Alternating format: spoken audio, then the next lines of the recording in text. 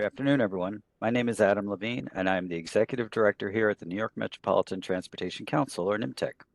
As the region's metropolitan planning organization, NYMTC provides a collaborative planning forum to address transportation-related issues and develop regional plans through our members' shared vision for the transportation network that connects New York City, Long Island, and the lower Hudson Valley. Thank you all for participating in today's Brown Bag. Please note that this webinar is eligible for one certification maintenance credit from the American Planning Association. You will find more information about this in the chat. Today we have a presentation from NYMTC's own Munesh Patel, who is the Assistant Director of the Technical Group here at NYMTC, and Maniza Pratila, Transportation Analyst here at NYMTC. During their presentation today, Munesh and Maniza will highlight data and trends from NYMTC's new Hub-Bound Travel Report. Published annually, the report analyzes travel into and out of Manhattan's Central Business District through various modes including subways, buses, ferries, bicycles, passenger rail, and more. Their presentation will highlight how travel patterns have evolved in the 5 years since the initial COVID-19 restrictions in March of 2020. Last year's report was referenced in media outlets including Bloomberg News, Vital City, and the New York Daily News, as well as by our member agencies, including the MTA and Port Authority of New York and New Jersey, as well as the NYU Wagner School. You can view this year's report, which was released yesterday, on NYMTC's website. We'll also paste a link to the report in the chat below. There will be an opportunity for questions following the presentation. Please type your questions into the WebEx chat box, and we will address them during the question and answer portion towards the end of today's presentation. I also ask that you let us know via the chat who you are and where you're joining us from. This helps us learn more about our audience so we can plan for upcoming Brown Bag events. Lastly, please stay tuned for the next Brown Bag coming next month, which will focus on free and reduced transit fare. More information about the April Brown Bag and future webinars will be announced soon. Thank you again for joining us today, and I will now turn it over to Munesh and Maniza for their presentation. Thank you, Adam. And good afternoon, everyone. My name is Munesh Patel, and I'm excited to present an overview of the Hub-Bound report and its brief history. Following my presentation, Maniza, who is the main architect of this report, will dive into the details of 2023 findings. So exactly, what exactly is the Hub-Bound report? Simply put, it is an important data set for understanding how people move in and out of the Manhattan CBD, Central Business District. It helps us understand what times are busiest and how different modes of transportation are being used to travel to the hub. It is a critical resource for transportation planning and decision making.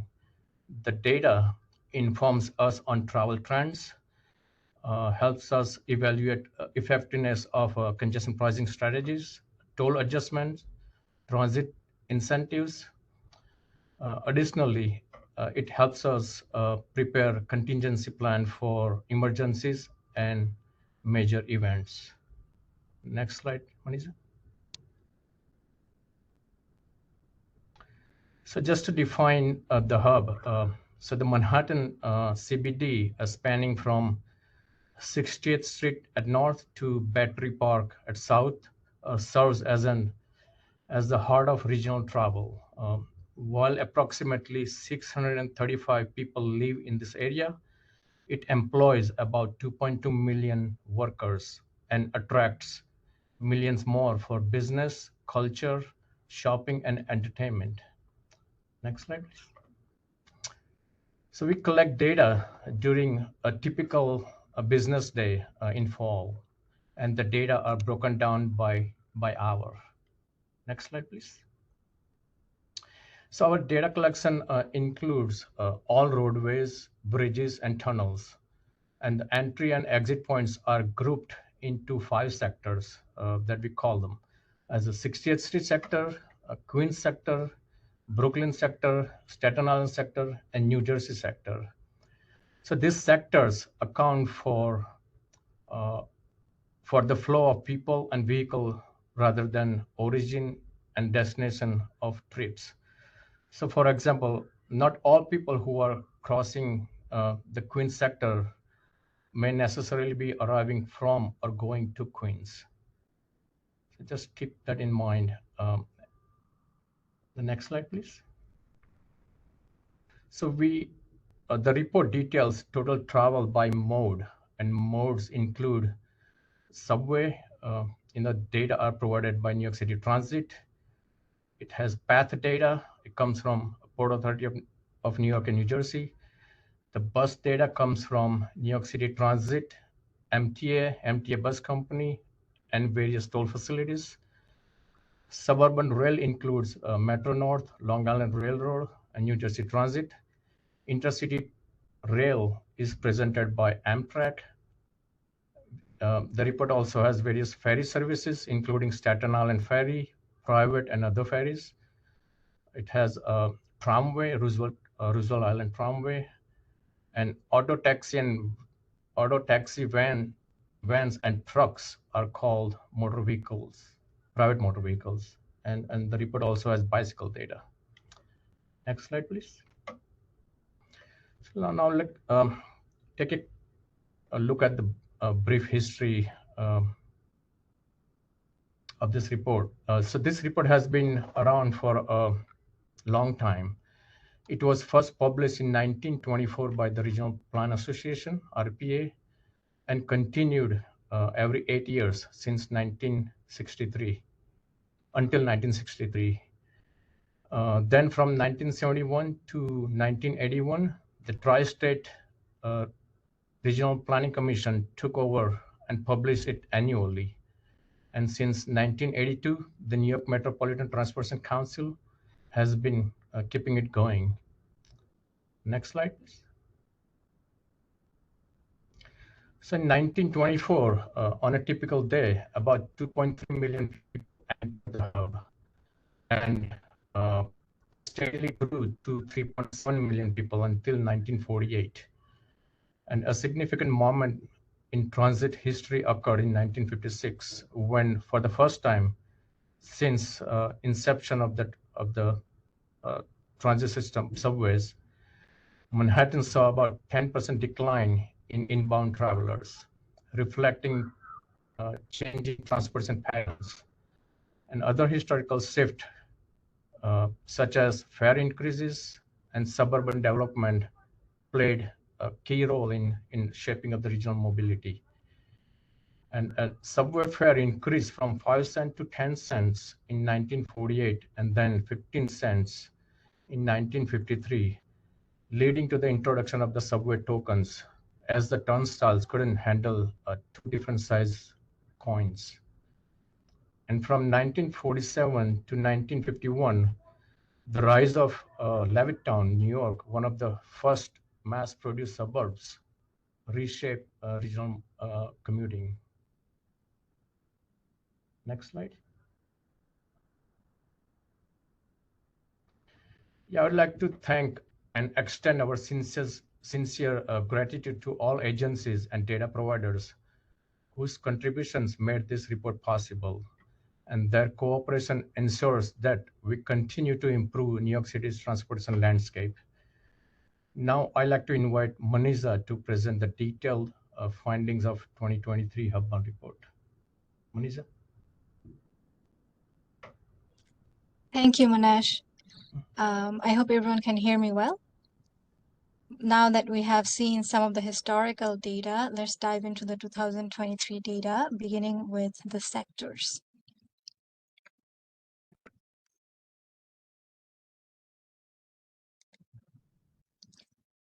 This pie chart demonstrates the percentage of people entering and leaving the hub on a fall business day in 2023. Let's call them sector-based hub travelers. We see that the largest contribution to hub travel is from north of 60th Street, followed by Brooklyn, Queens, New Jersey, and Staten Island. We also see that aside from Staten Island, all four sectors contribute substantially to hub travel without any outsized dominance. But was this always the case?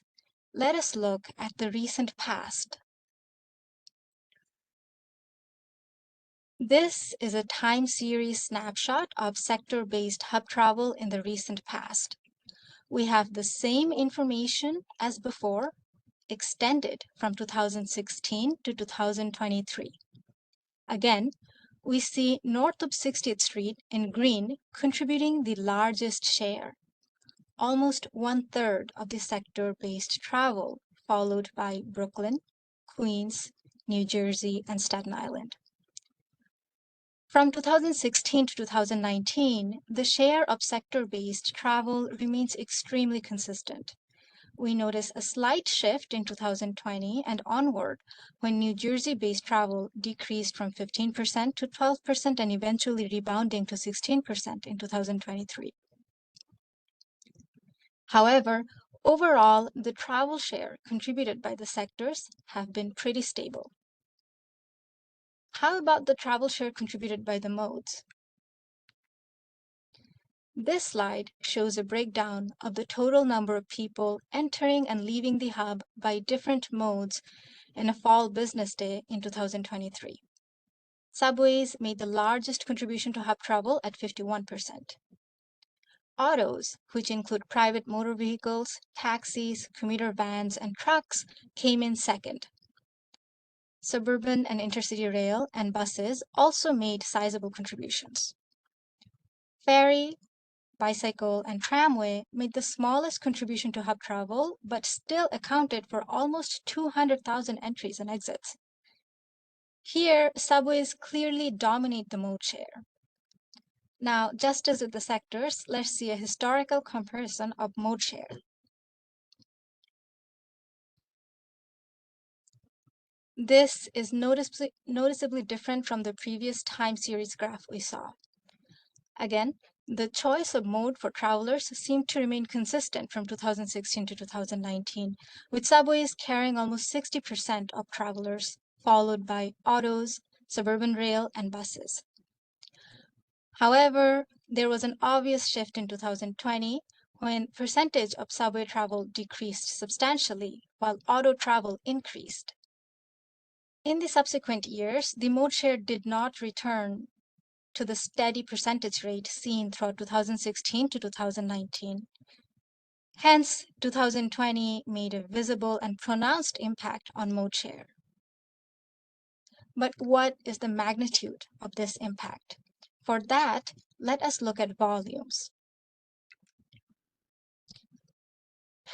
In this slide, we see total volumes of travelers entering the hub using various modes since the year 2000. In 2001, after 9/11, the volume of travelers decreased noticeably and slowly increased in later years. Similarly, following the 2008 financial crisis, travel dipped in 2009 and slowly increased again. By contrast, after Superstorm Sandy in October 2012, there was not a decline in travel in October 2013. Throughout the many crises from 2000 to 2019, total hub entry remained between 3.5 million and 4 million. However, in 2020, hub entries dropped dramatically due to COVID-19 pandemic. Furthermore, after 2020, travel volumes remained far short of pre-pandemic levels. So amongst all the major crises since the beginning of the century, COVID-19 has had the most drastic and prolonged effect on travel. Let's look more closely at what happened in 2020. Here we are looking at the effects of pandemic on volumes.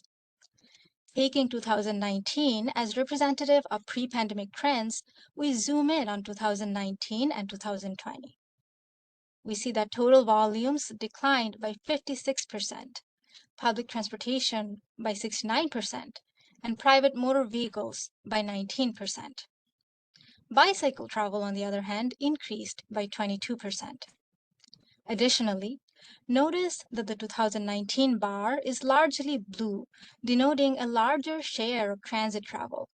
The 2020 bar, on the other hand, shows almost equal share of blue and orange, denoting the closing of the gap between public and private transportation volumes in 2020. So there was a large decline in travel in 2020, but the decline was not uniform across all modes. Let us examine what happened to each mode in 2020. This graph shows percent changes in mode use in 2020 compared to 2019. Firstly, we notice that bicycle travel increased while travel by every other mode decreased. The largest decline occurred to intercity and suburban rail, followed by buses, tramway, subway, and ferry. Private automotive vehicles had the smallest decline. In 2020, therefore, the largest travel decline came from public transit modes, which saw a decrease of more than 60%. Let's see how this compares to the most recent hub data from 2023. This is the same graph as the last one, with the addition of a striped bar on top, representing percent changes in mode use in 2023 compared to 2019. We see that the percent changes in 2023 was much less than in 2020. Tramway saw the largest increase in 2023, not only recovering 2019 travel loss, but exceeding it by 36%. According to the Roosevelt Island Operating Corporation, this may be mainly due to F-train service disruptions, which pushed many subway riders to the tram. After tramway, the suburban and intercity rail had the largest travel recovery, followed by buses, ferries, and subway. Bike and private automotive travel also increased. Thus, much of the public transit decline seen in 2020 has been recovered, but travel still lags below 2019 levels. Now that we have seen the percentages, let us turn to the volumes of recovery. Again, taking 2019 as baseline, we look at how total volume of incoming and outgoing hub travelers have changed. Recall that 2020 lost more than 50% of 2019 travelers. In 2023, more than half of the travel loss in 2020 rebounded. However, 25% of the travel loss from 2019 did not yet rebound, as of 2023 at least. Additionally, post-pandemic travel up till 2023 did not increase at a constant rate each year. To see that clearly, let us examine the shape of the increase. Looking at just the total volumes now, do you notice any pattern in the increase? If not, let us do this exercise together. Imagine walking on the grid of this graph. Take a step from each year to the next. How did the steps feel? This is what that looks like. What I take away from this exercise is that the steps get less steep. This behavior of the shape of the volume increase reminded me of something. You may recall these three types of graphs of growth from algebra class: linear, exponential, and logarithmic. Linear growth defines the type of growth where, as we progress, the steps stay the same. Exponential growth, on the other hand, shows growth where the steps get more steep as we progress. And logarithmic growth shows growth where steps get less steep. Based on this, which graph do you think the post-pandemic recovery up until 2023 resembles?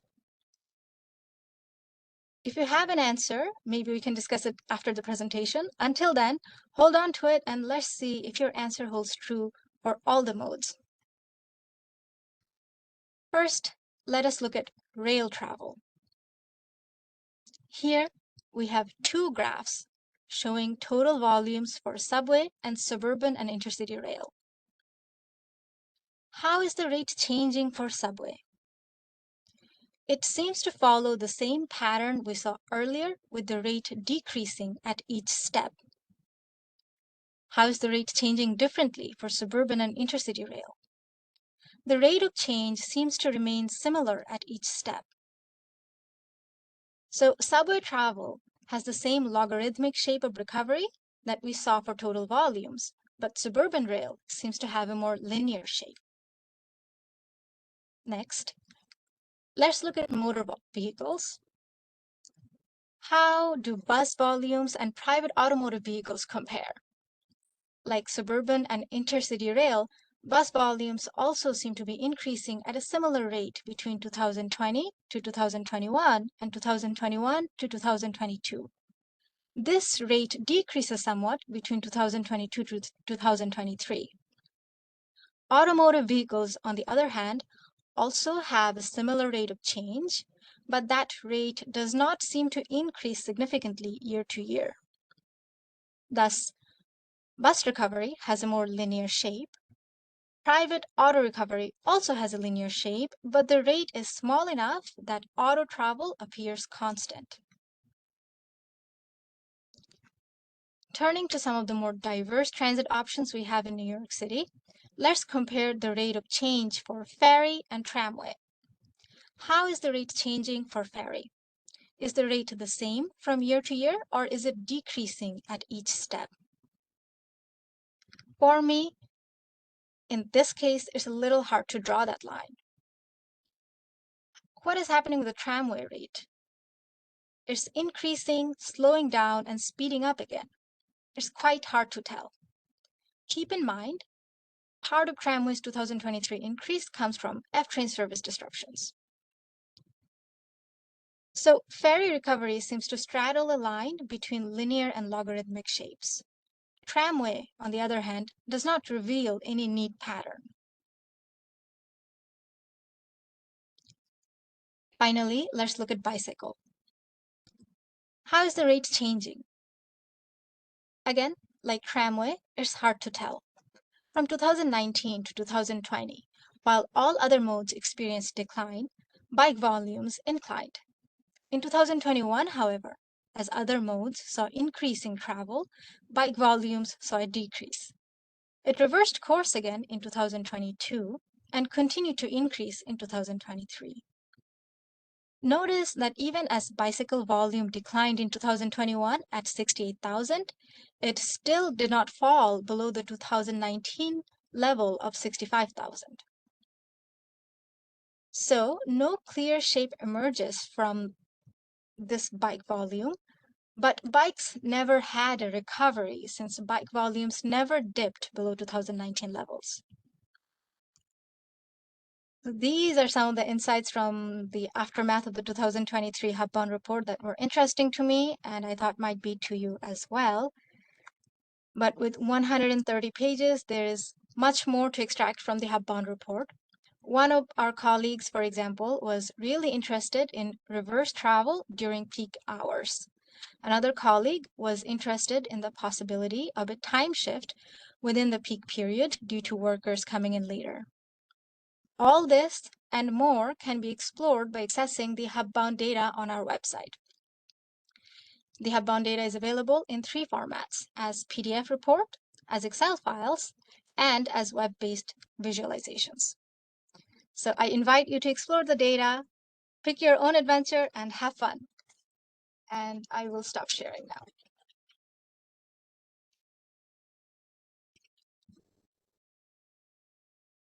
Great, thank you, Manisa. That was terrific, and Munesh. Really great presentation. I think we might have a couple of questions in the chat. Stephanie? Yes, we do. There is a question about why fall was used for the comparisons. If you could answer that, please. Yeah, so we believe the fall represents a typical business day, and to be consistent with previously collected data, we are always using the fall to make sure that we're comparing apples to apples. And also, our travel demand forecasting model is a weekday model, and we are using this data to validate our weekday model. So fall has been in a day that we selected. And the other question, it wasn't really a question, it was just that this was awesome. So good job, guys. It was awesome. Oh, here is another question just came through. Great to see this data. As a question, has public perception of post-pandemic trends also aligned with the data? For example, increase in bicycle travel, decrease in subway use, etc. Higher proportion of private motor vehicles, etc. So first part of the question is, has public perception of post-pandemic trends also aligned with the data? Or has the general public shared differing anecdotal observations of mode shift? Well, usually this data are used for various evaluating various strategies, and I think in terms of public perception, I think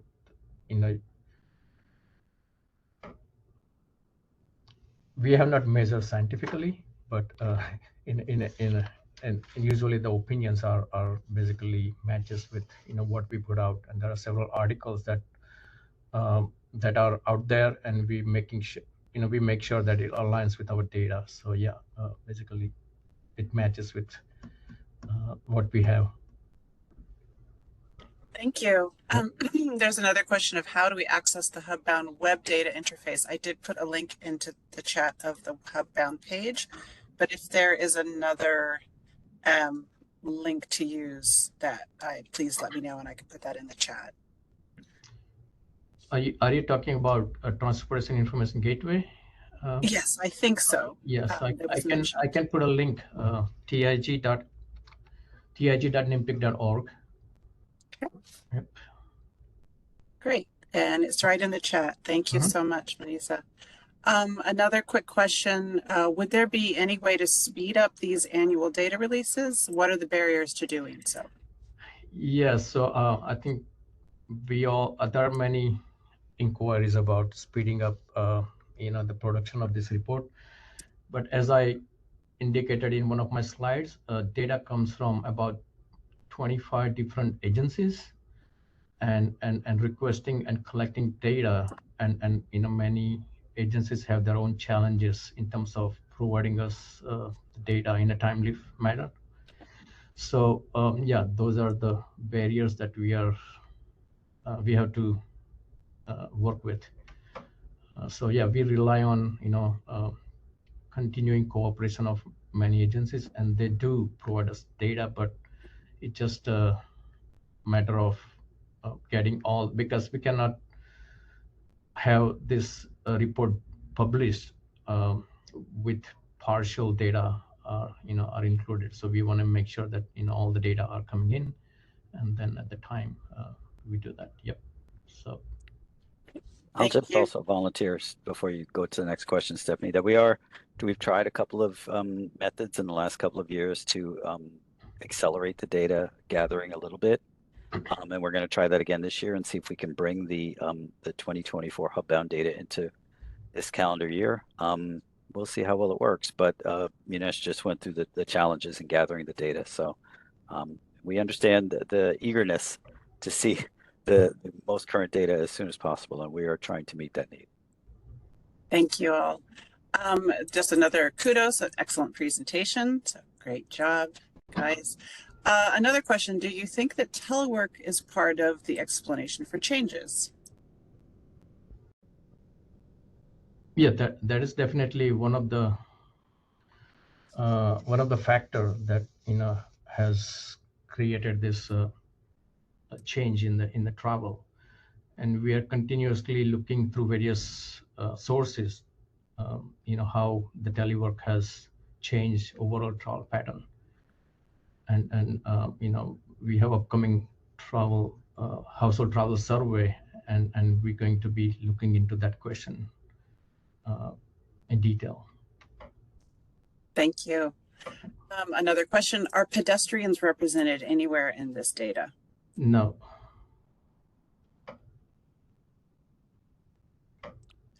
And then another question, how does this travel data and volume align with office occupancy rates and changes in remote work policy by employers?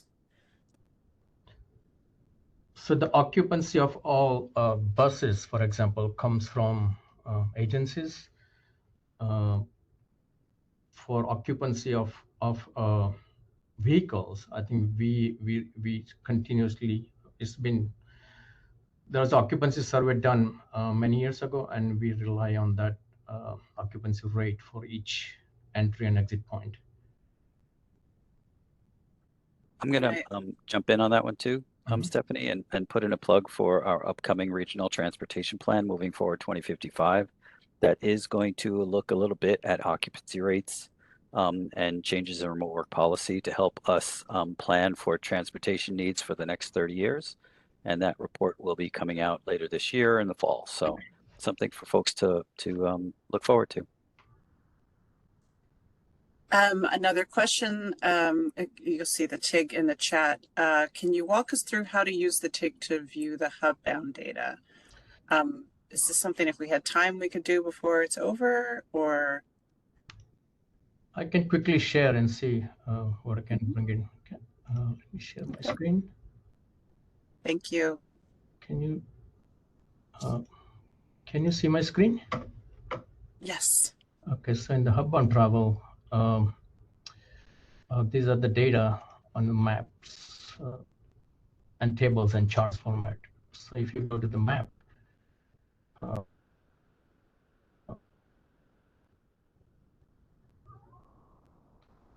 okay, you see all the entry and exit points, and you select by year. So we have data goes back all the way to 2007. So in 2023, if you want to find out how many buses, express buses, are entering or leaving the hub, you just use that filter, and then you will see. So here in Lincoln and Holland Tunnel, you will see about 5,551 buses. So this is kind of very simple visualization of all the data in the hub. You can also visualize data by chart.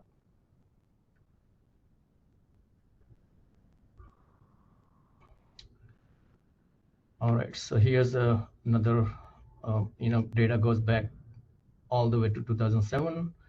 And if you want to find out how many people are using express bus from New Jersey side, for example, and you filter it out, and you see the chart that, by hour.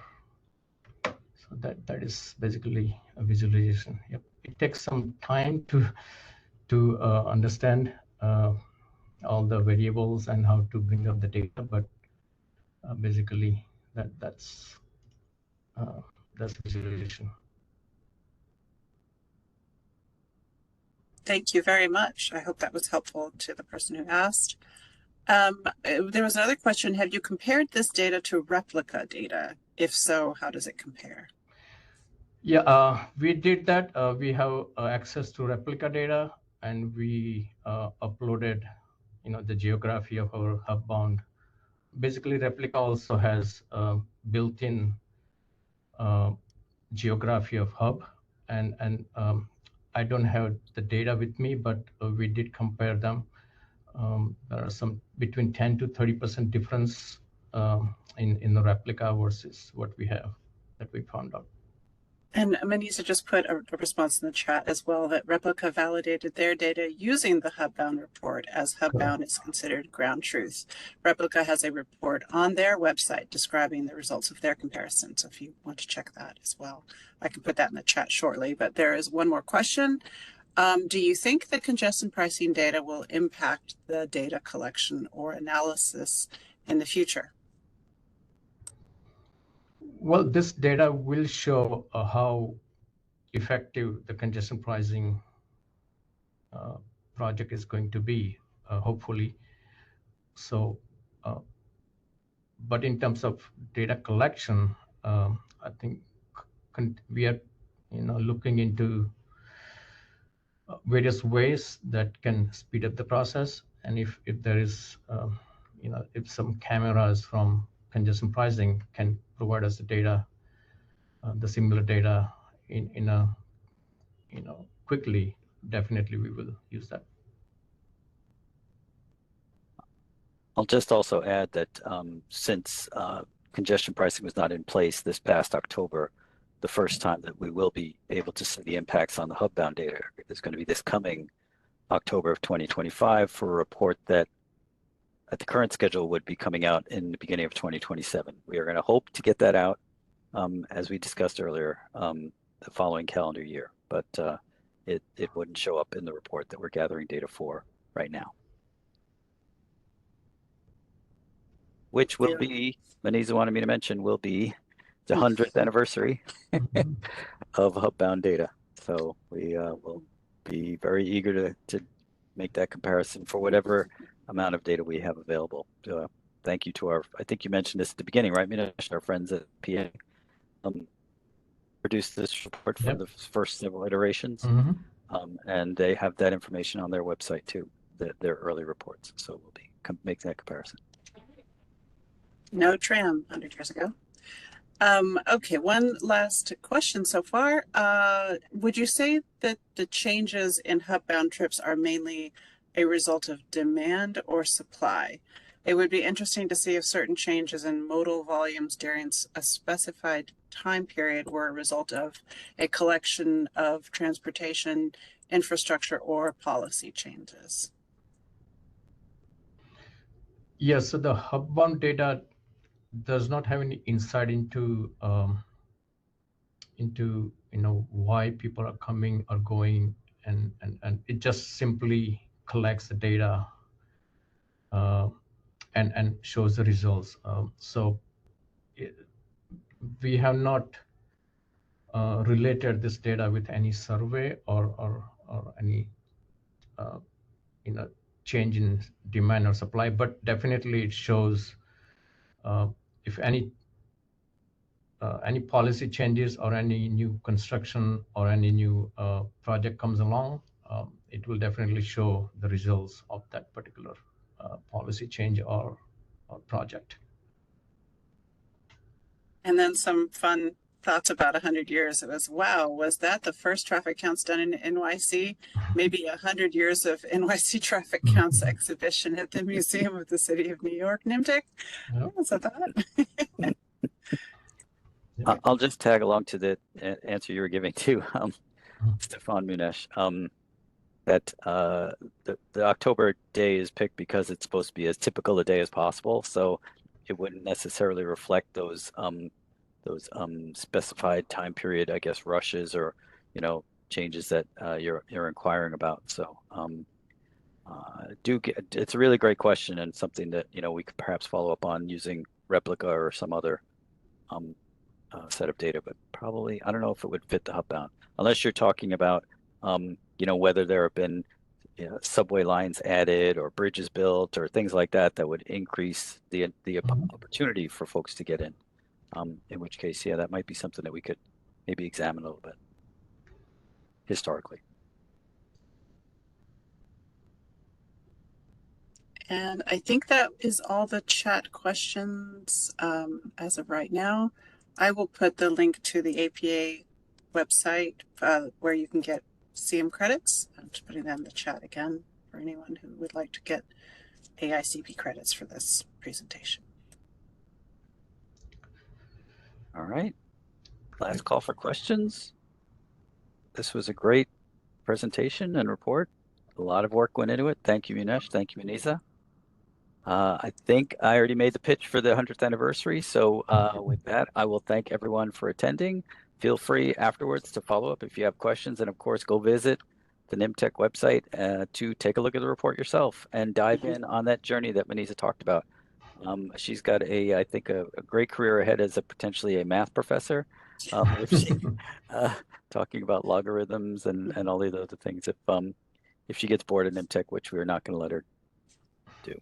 So All We're right. getting lots of thank yous. Great presentation. Little applauses on the screen. So great job. Great job. Thank you, I agree. Manisa. Thank you, everyone. Thank you. Yep. Bye-bye. Great Bye, afternoon. everyone. you. Thank you. Bye.